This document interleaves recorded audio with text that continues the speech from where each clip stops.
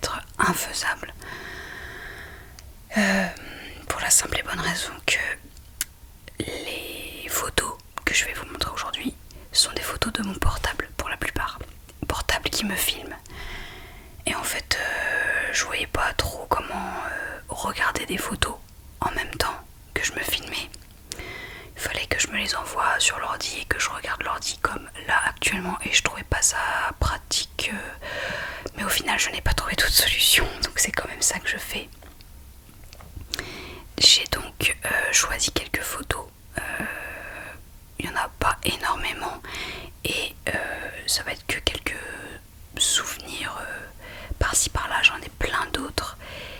Si jamais cette vidéo vous a plu, si vous avez envie d'en savoir un peu plus, je pourrais toujours faire une vidéo numéro 2 avec d'autres photos et d'autres histoires.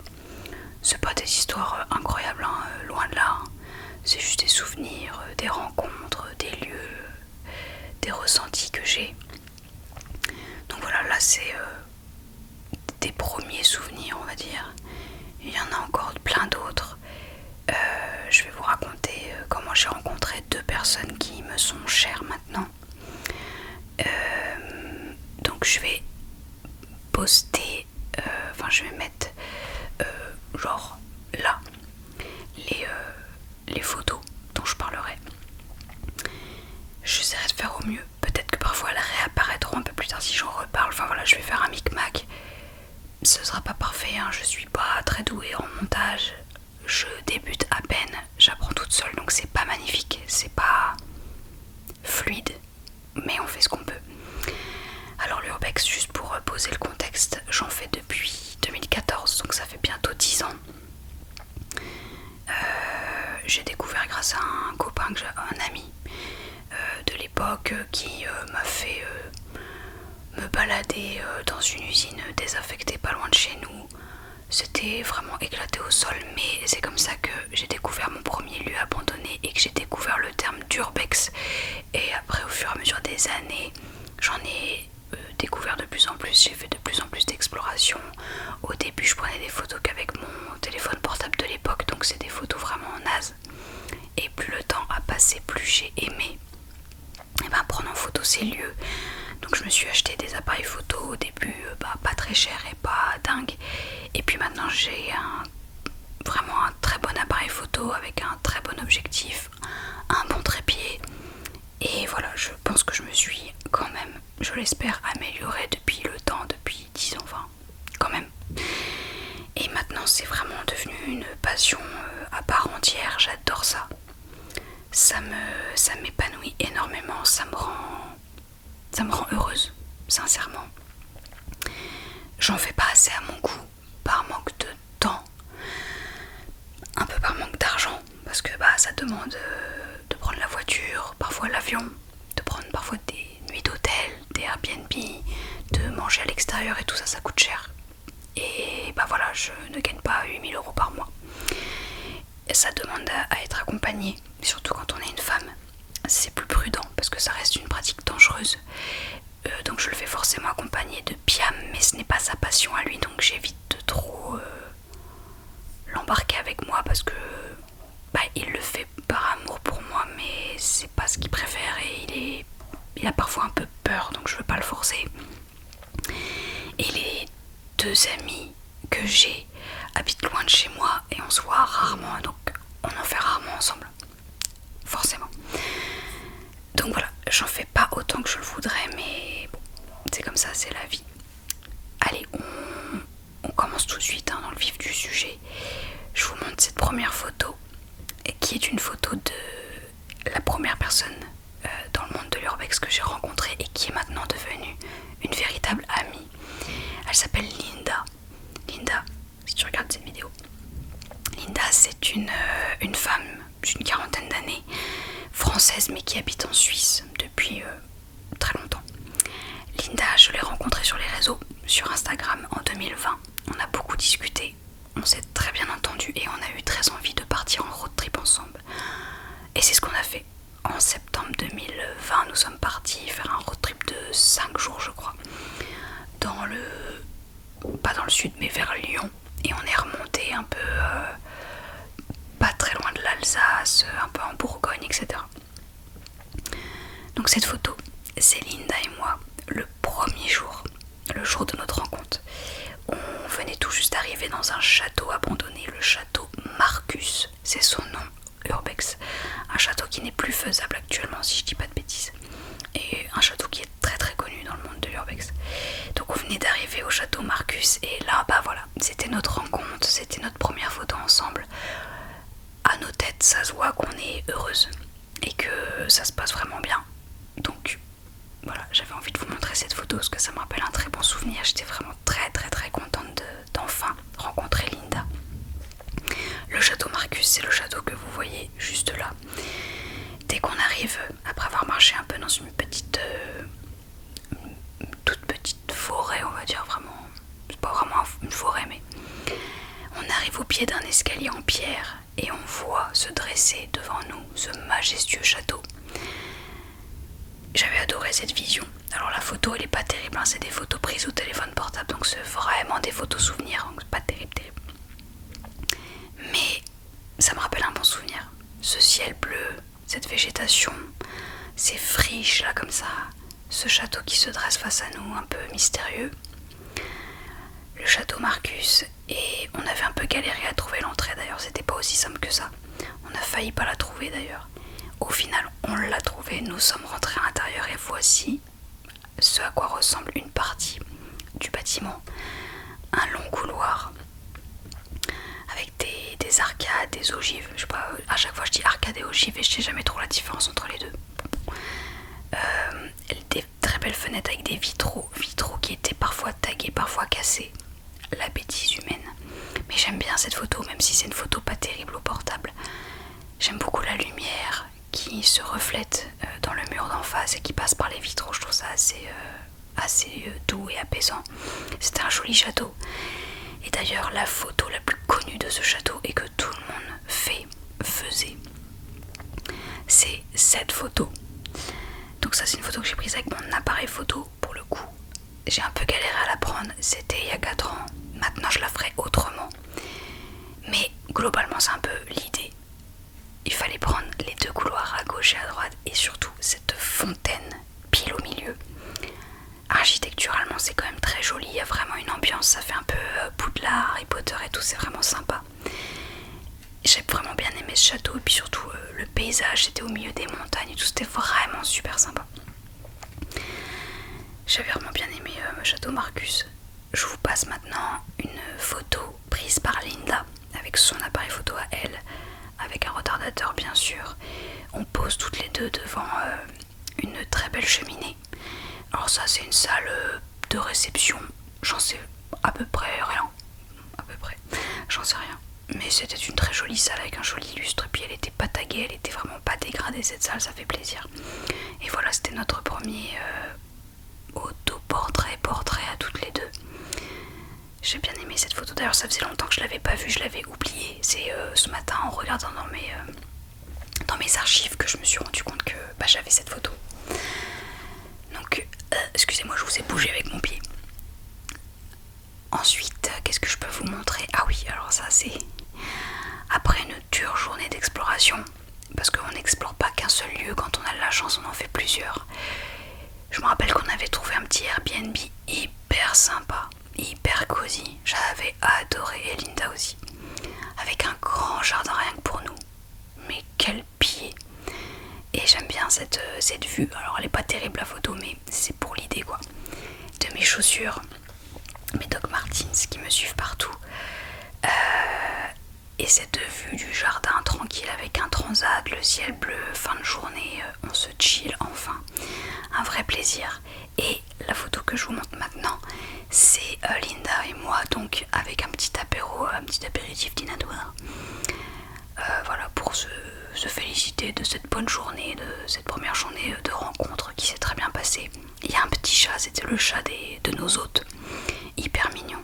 Franchement c'était une soirée géniale et je savais qu'il y avait une amitié qui était en train de se créer, mais vraiment, c'est vraiment un excellent souvenir. Bon, c'est pas que des souvenirs d'urbex, c'est aussi des souvenirs de rencontres humaines finalement. Qu'est-ce que je peux vous montrer d'autre? c'est encore Linda et moi. On est dans une maison qui s'appelle la maison Phoenix. Qu'on appelle la maison Phoenix. Toujours, c'est des surnoms, hein, c'est leur nom urbex, c'est pas un vrai nom. Donc la maison Phoenix, pourquoi? Parce que en fait c'était une simple petite bicoque sans intérêt dans laquelle un artiste qui s'appelle Boréal, je sais plus son nom, j'ai honte, Aurore Boréal, mais Aurore comme horreur, Aurore Boréal ou Boréal quelque chose, dans lesquels cet artiste là a peint, c'est pas peint, a graffé un pan ou un phénix et un caméléon ou quelque chose comme ça dans une chambre et dans le salon. Et donc la photo de Linda et moi là, c'était c'était après avoir nettoyé cette petite maison qui était en bordel, et c'était dommage qu'elle soit sale et en bordel. On s'était motivé à la ranger, à la nettoyer du mieux qu'on pouvait avec les moyens du bord pour lui redonner un petit coup d'éclat et pour que les graphes soient mis en valeur et ressortent mieux en photo. Donc là on était fiers de nous, on venait de travailler, de bien ranger la maison pendant 1h30, 2h. Et la photo que je vous mets là, attendez, je ne la trouve pas bien évidemment, c'est une photo de Linda, de son compte Instagram d'ailleurs, que je vous mettrai à la fin de la vidéo. C'est une photo de Linda du salon qu'on venait de ranger avec donc les graphes qui sont vraiment très jolis. Donc là en fait c'est des pans, je pense que c'est des pans, je sais pas pourquoi on l'appelle Phoenix alors qu'en fait c'est des pans.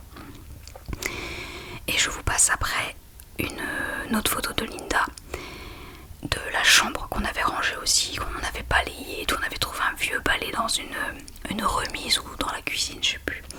Et là pour le coup c'est un caméléon en squelette et puis un oiseau, enfin c'est super sympa, c'est vraiment des jolis graphes. Et voilà, on avait passé des heures dans cette baraque à la remettre en état, et on avait bien aimé notre session photo à l'intérieur. Donc ça c'était aussi un bon souvenir de la maison Phoenix. Qu'est-ce que je peux vous montrer? Ah oui, alors cette photo là, c'était dans une maison dans le nord de la France, une petite maison de ville, pas de charme du tout, au milieu d'un jardin un peu en friche. Les arbres avaient été complètement déracinés, enfin, c'était un peu triste. Cette maison, on l'appelait maison Grande Dépression. Je sais pas vraiment pourquoi, mais je suppose que c'est parce qu'elle était un peu tristoune et un peu glauque sur les bords. Il y a de ça. Et donc cette photo, c'est un autoportrait. Pareil, je la prendrai maintenant, je ferai pas du tout pareil, je la retoucherai pas de la même manière, je poserai pas de la même manière. C'était juste pour faire un souvenir. Et cette maison là, on l'a aussi rangée et nettoyée pendant 1h30. Elle était vraiment un sacré bordel. Cette pièce là que vous voyez, elle était vraiment pas dans cet état là. Et on voulait lui redonner encore une fois de l'éclat et lui rendre hommage. Donc ça c'était la maison Grande Dépression. Je crois qu'elle a été soit rasée, soit rachetée, mais en tout cas elle est plus faisable depuis un peu... combien de temps? Depuis au moins 2 ans je pense. Je regarde les autres photos que je peux vous montrer. Avec Linda, on a fait 3 road trips en tout. À 6 mois d'intervalle, quelque chose comme ça. On est retourné... 8-9 mois après, on est parti dans le sud de la France avec une 3e personne. Et on a fait 5-6 jours aussi, avec des très beaux lieux que je n'ai pas pris, enfin j'ai pas pris les photos de ces lieux là pour vous les montrer. Ce sera dans une 2e vidéo si vous avez envie. Et c'était très chouette aussi. Donc là on était à 3 cette fois-ci, c'était très sympa. Et on est reparti... Attendez, je dis des bêtises. On est parti 2 fois que toutes les deux et une... Et c'est ça, voilà. On est parti 2 fois que toutes les deux et une 3e fois avec une 3e personne. Oui, voilà, c'est ça. Et c'était génial à chaque fois. Franchement, que des bons moments avec Linda. J'ai qu'une envie, c'est de repartir avec elle. Après, comme elle habite en Suisse, c'est un peu compliqué de se retrouver facilement. Ah oui, ça y est, j'ai retrouvé quelque chose que je veux vous raconter. On voulait absolument faire un château qui s'appelle le château, j'arrive pas à parler, le château Pavarotti, où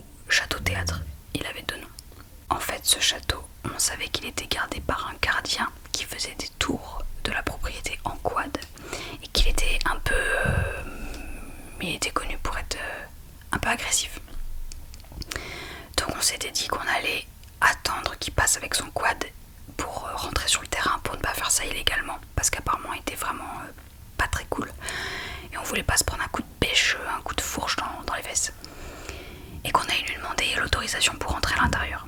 On a attendu plusieurs heures assise par terre devant la grille d'entrée du château. Il n'est jamais passé, on se dit quand même c'est fou.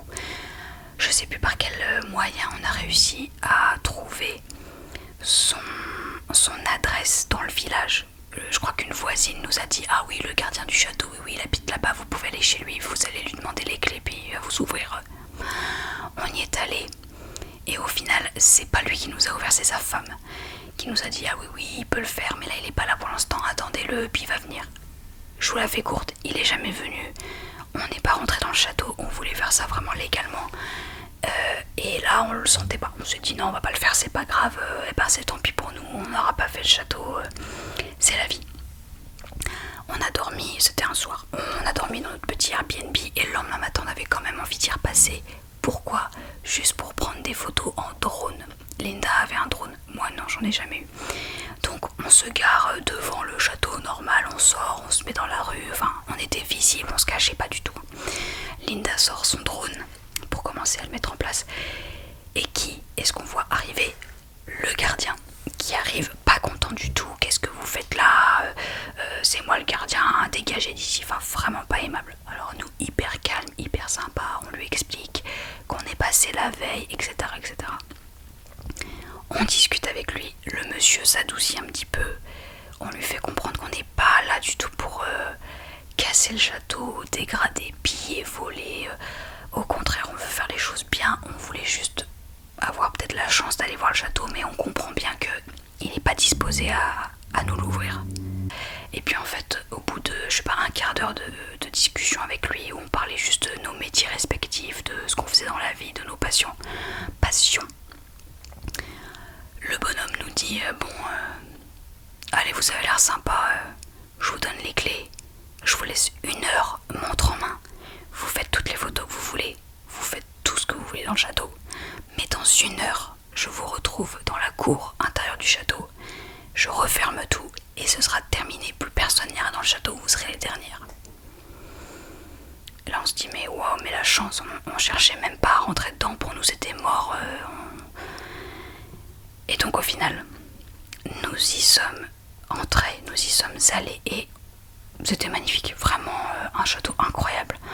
Et puis en plus de le faire de manière presque légale, sans avoir peur de se faire cramer, ça a un côté assez agréable parce que ça enlève un stress. Alors j'aime bien des fois le stress de l'urbex, mais là pour le coup j'étais contente de pas avoir peur d'un gardien en quad avec une fourche quoi. Et donc voilà, les photos qu'on peut faire à l'intérieur du château Pavarotti, ce théâtre un peu à l'italienne, très kitsch, un peu too much, mais qui était quand même très joli. Donc voilà, une photo, une des seules que j'ai à peu près réussi à ce moment-là. Je vous en mets une autre, c'est un autoportrait. Pareil, si c'était à refaire, je ne le referais pas comme ça, mais bon, souvenir. C'était quand même un joli théâtre. Après, il y avait quelques pièces qui servaient à rien, qui n'étaient pas très jolies, que j'ai pas prises en photo. D'autres pièces, j'ai raté complètement mes photos, donc je vous montre pas tout. La photo que je vous montre là maintenant tout de suite, c'était un petit couloir hyper exigu. J'ai galéré à prendre cette photo et je m'en suis pas très bien sortie quand même. Ce serait à refaire là, je me mettrais plus de biais, je prendrais plus en hauteur. Mais cette fenêtre avec ses vitraux, elle est quand même très très belle, donc je voulais vous la montrer. Donc ça c'était un très bon souvenir avec Linda aussi, parce que franchement le château Pavarotti, on s'attendait pas à le faire et on était extrêmement contente de rajouter ça sur notre checklist des spots d'urbex à faire quoi. Voilà pour les quelques petits souvenirs avec Linda, des très très bons souvenirs. Là je vais passer à ma deuxième rencontre en urbex. C'est Pauline. Pauline, c'est une jeune femme de 25 ans qui habite en Ardèche, que j'ai aussi rencontrée sur Instagram. On s'est parlé, on s'est très bien entendu et on avait très envie de partir en road trip en Italie ensemble. J'y étais déjà allée et elle aussi de son côté, mais on avait envie de le faire toutes les deux. Au final on y est allé à 3 avec une troisième personne en avril dernier du coup. c'est Pauline en contrebas dans une maison complètement effondrée et moi qui suis au premier étage. Alors ça se voit pas mais c'est vraiment le premier étage. Alors Pauline déteste les photos, elle n'aime pas sa tête, elle veut pas se montrer, donc il y aura très peu de photos d'elle. C'est dommage parce que c'est une très jolie jeune femme, mais bon, je peux comprendre. Donc voilà, on voit à peine Pauline, mais j'avais bien aimé cette baraque là. Il y avait un côté vraiment tiqué, décrépit, complètement effondré que j'aimais beaucoup. C'est un de nos premiers jours de road trip. Attendez, j'essaie de trouver une autre photo que je peux vous montrer. Alors cette photo là, on faisait semblant d'être prise au piège, mais en fait c'était hyper simple de passer derrière ce grillage, mais c'était juste une photo un peu drôle. Alors sur cette photo elle déteste sa tête, donc par respect j'ai retiré, je l'ai caché avec le bonhomme. C'était pour aller dans une maison tout aussi effondrée mais très jolie. D'ailleurs je vous mets une photo de Pauline de cet endroit. Moi j'ai raté mes photos, je les trouve pas jolies donc je vous les montre pas, mais donc ça je vous montre ça c'est la photo de Pauline. C'était un chouette endroit, c'était vraiment sympa. Tenez, là je vous en mets une autre. On était dans une basilique en ruine totale, il n'y avait plus de toit, presque plus de murs, enfin ça tenait à peine debout, le truc hyper dangereux. Là on était à l'étage de cette basilique et c'était vraiment super dangereux. Comme on le voit, je suis en train de galérer à poser mon trépied pour prendre une photo droite, parallèle, centrée, et Pauline elle est assise par terre. Je sais pas ce qu'elle fout, mais elle se faisait un peu chier je crois. Mais c'était quand même sympa. Ah oui, alors ça c'était dans un manicomio. Les manicomios c'est les anciens hôpitaux psychiatriques / sanatorium italiens dans les années 1900. J'aurais dû me renseigner comme d'hab. Je sais plus, 1920, 30, 40, 50, je m'en rappelle plus. Qui ont presque tous fermé, qui sont tous à l'abandon maintenant et c'est archi connu en Italie. Les manicomios, ils sont très connus. J'en ai fait qu'un seul et dans ce manicomio, il y avait un théâtre. Là, on me voit donc en train de galérer à prendre ma photo. Là, je suis sur la scène du théâtre. Le parquet était plein de flotte, il était mou, ça s'affaissait sous, mais pas hyper flippant parce qu'en dessous, vous voyez sur le devant de la photo, il y a des gros trous. En dessous, c'était le vide, et vraiment le vide, c'était profond, c'était haut. Je peux vous dire que j'étais pas rassurée, que je ne suis pas restée très longtemps sur ce parquet tout moisi, et ce que j'essaye de prendre en photo, c'est ça. C'est une photo prise avec mon portable, donc c'est pas terrible. J'ai pas encore retouché mes photos d'appareil photo de ce théâtre qui s'appelle le théâtre Mosquito parce qu'il y a énormément de moustiques à l'intérieur. C'est très sombre. Il n'y a que quelques points de lumière et d'entrée de lumière comme vous pouvez le voir, donc du coup ça crame la photo. C'est très sombre et cramé à quelques points. C'est une vraie galère pour bien exposer la photo. C'est pour ça que je vous montre pas celle que j'ai pas encore retouchée. Mais j'étais extrêmement heureuse de enfin faire ce lieu emblématique que Pauline avait déjà fait et la personne avec qui on était l'avait déjà fait une ou deux fois. Donc j'étais la seule à pas l'avoir encore vue de mes yeux, mais j'étais très contente. Qu'est-ce que je peux vous montrer d'autre? Attendez, je cherche dans mes photos. Tatadou. Là, tiens, pour changer, on va mettre un paysage, un joli paysage avec une belle montagne italienne. Je ne saurais plus exactement vous dire quelles sont ces montagnes. Des montagnes en Italie, peut-être un peu collées à la Suisse, j'ai un doute. En tout cas, j'ai beaucoup aimé cette route de campagne avec ces jolis nuages, les montagnes au loin. Enfin, pour moi, ça c'est une vision de bonheur. Vraiment, quand j'imagine le bonheur, je vois à peu près ça. J'adore l'Italie. Je cherche. Alors, là, je vous mets une photo de moi qui fait ma star, adossée à des calèches funéraires du je ne sais pas quel siècle. 19e, 18e, non peut-être pas, 19e siècle, j'en sais trop rien. Encore plus vieux, je dis peut-être des énormes conneries, hein. Vraiment j'ai pas fait de recherche, j'avoue. C'était dans un couvent, toujours en Italie bien sûr, ça se voit aux fresques, aux murs, au plafond. J'ai adoré ce couvent, mais mon Dieu, mais quelle ambiance, un couvent italien abandonné du 18-17e siècle, j'en sais trop rien, mais qu'est-ce que c'était dingue. Ces calèches qui sont là depuis des décennies, mais moi vraiment je fonds d'amour devant tant de beauté. Donc ça c'est moi qui me la pète, je rigole. Et là c'est la vraie photo que j'ai prise moi-même avec mon appareil photo, sans moi devant, c'est quand même largement mieux. J'ai adoré ce couvent. Il fallait rentrer par une fenêtre en hauteur en montant une petite échelle un peu pourrie. Je vous mets une photo. C'était pas très difficile d'accès, mais il fallait trouver. Qu'est-ce que j'ai aimé, vraiment ce couvent, mais quelle beauté, en super état, pas du tout dégradé, c'était vraiment un gros coup de cœur, un gros coup de cœur. Là, alors c'est moi qui suis aussi en train de galérer à prendre une usine en photo, toujours en Italie. Une usine perdue au milieu de la montagne, avec un ruisseau, un cours d'eau on va dire, en contrebas. Personne, pas un rat. Et une usine verdâtre, moisie, des fougères partout. Juste une ambiance et une atmosphère un peu féerique. J'ai adoré cet endroit, c'était magique. Donc là voilà, je suis en train de galérer à prendre une photo, et la photo que je vous mets tout de suite, c'est à peu près le genre de photo que j'ai réussi à prendre à l'intérieur de cette usine. Voilà, c'est vraiment typiquement le genre d'ambiance que j'adore. Verdâtre, la végétation qui reprend ses droits, des carreaux cassés mais par des intempéries, pas par des humains. Une atmosphère hyper lourde et en même temps féerique et magique, et la nature partout et seule. Pas d'humains, pas de... Voilà pourquoi j'aime l'urbex. Qu'est-ce que je peux vous montrer d'autre ?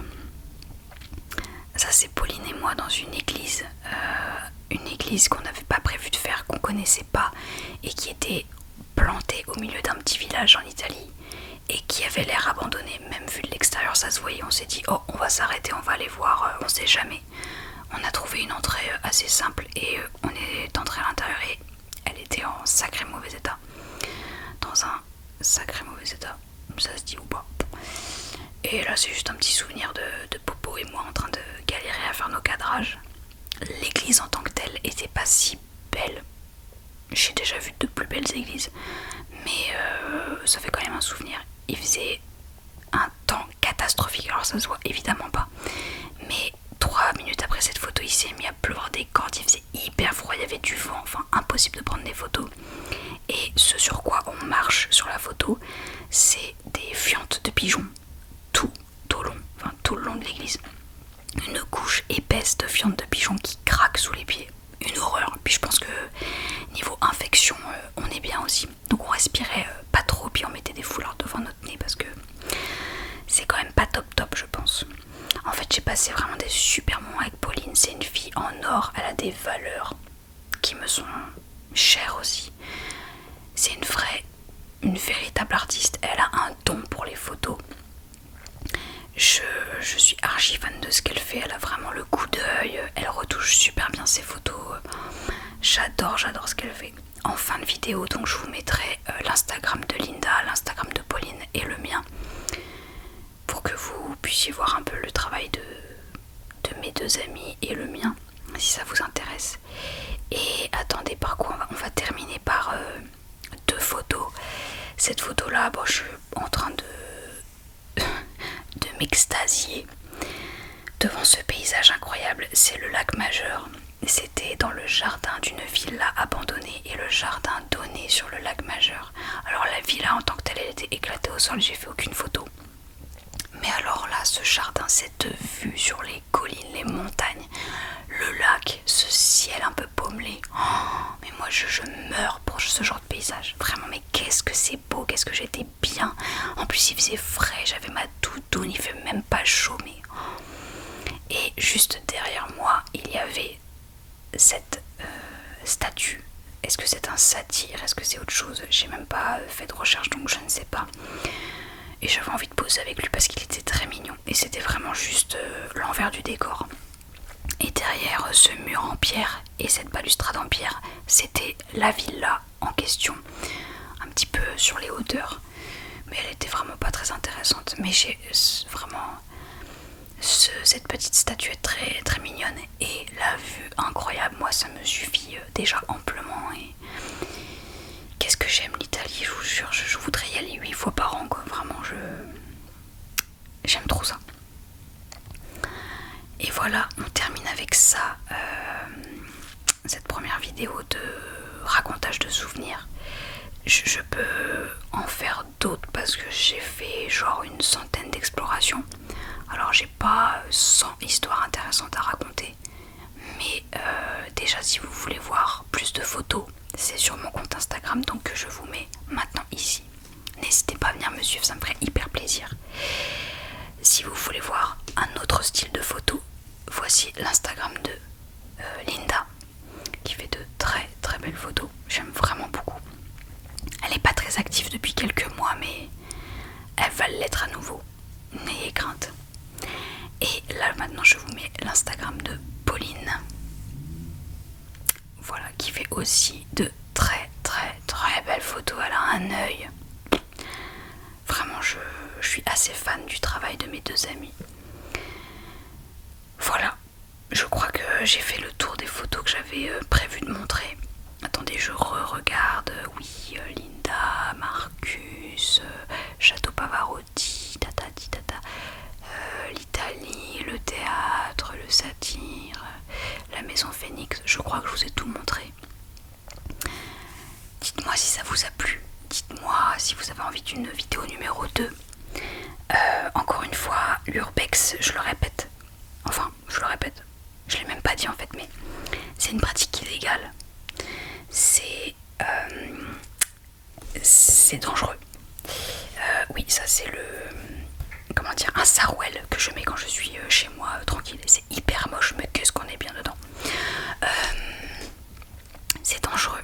Il vaut mieux y aller à plusieurs parce que si on se pète une jambe et qu'on est seul et que personne ne sait où on n'est pas dans la merde. C'est quand même des beaux moments. Et je trouve que c'est chouette de pouvoir les partager avec quelqu'un qui aime ça aussi et dont c'est la passion. Et surtout, en urbex, le plus important, c'est de respecter les lieux. Ne pas divulguer leur localisation pour ne pas donner envie à des personnes mal intentionnées d'y aller et de voler, saccager, dégrader, casser, incendier les lieux. Parce que ça arrive tous les jours. Un peu de respect. Ça pourrait être chez votre grand-mère, ça pourrait être chez votre tante, chez votre oncle. On ne touche pas aux lieux abandonnés, on les laisse dans le même état que lorsqu'on est entré. On ne doit laisser que nos traces de pas et rien d'autre. Quand Linda et moi on range un lieu, juste on lui donne un coup d'éclat, on le rend plus photogénique. On ne vole rien, on déplace une chaise, on déplace des détritus qu'on met ailleurs. Je veux dire, voilà, on fait pas de mal au lieu, au contraire on le rend plus joli. On ne vole jamais rien, on ne dégrade rien, on ne tague pas. On prend pas de souvenirs avec nous. Les souvenirs c'est dans la tête, c'est les photos et basta. Donc c'est hyper important, je le répète, pour les gens à qui ça donnerait envie. C'est une très belle discipline, c'est une très belle pratique, mais elle est dangereuse, elle est illégale et surtout, elle demande de la bienveillance, elle demande du respect, elle demande de la discrétion. Quand on rentre dans un lieu abandonné, on ne parle pas fort, on ne rigole pas fort, on ne se gare pas juste devant. On parle doucement, on chuchote, on rigole doucement, on ne fait pas claquer les portes, on ne joue pas du piano s'il y a un piano dans le lieu. Voilà, on se fait discret, on essaye de ne pas être repéré par les voisins, voilà. C'est vraiment les points les plus importants que je voulais quand même mentionner parce que c'est une pratique qui est de plus en plus à la mode et c'est bien mais c'est dommage à la fois parce qu'il y a encore une fois beaucoup de personnes personnes qui se mettent à cette pratique-là, mais pour les mauvaises raisons. Et c'est fort dommage parce que ça met en péril tous ces lieux qui sont déjà naturellement en péril et qui sont à la merci des éléments naturels, des conditions météo, et puis là on en rajoute avec la connerie humaine. Voilà, moi je veux préserver, sauvegarder ce patrimoine parce que vraiment ça m'est cher et que c'est des lieux qui ont vécu des choses, qui peuvent nous raconter des choses. Il y a des gens qui ont vécu dans ces maisons, dans ces châteaux, et on se doit de les respecter, on se doit de les préserver. Tout ce qu'on peut faire, c'est les prendre en photo pour leur rendre un dernier hommage. Et ça, c'est hyper important pour moi, et c'est ce que j'aime dans cette passion. Et puis le côté on est seul au monde, pas de bruit, juste la nature qui reprend ses droits, encore une fois, pas d'humain, une ambiance, une atmosphère un peu particulière, parfois une odeur de moisissure qui est presque un peu rassurante. Tout ça, moi, ça m'apaise et ça me rend heureuse. Voilà, c'était le mot de la fin. Encore une fois, dites-moi si ça vous a plu, j'ai hâte de lire vos commentaires. Et dites-moi si vous voulez une deuxième vidéo. Sur ce, moi, je vais aller me faire un matcha glacé parce que j'ai la bouche sèche. Je sais pas pourquoi, là, j'ai l'impression que j'ai parlé pendant genre 1h30. Ça fait même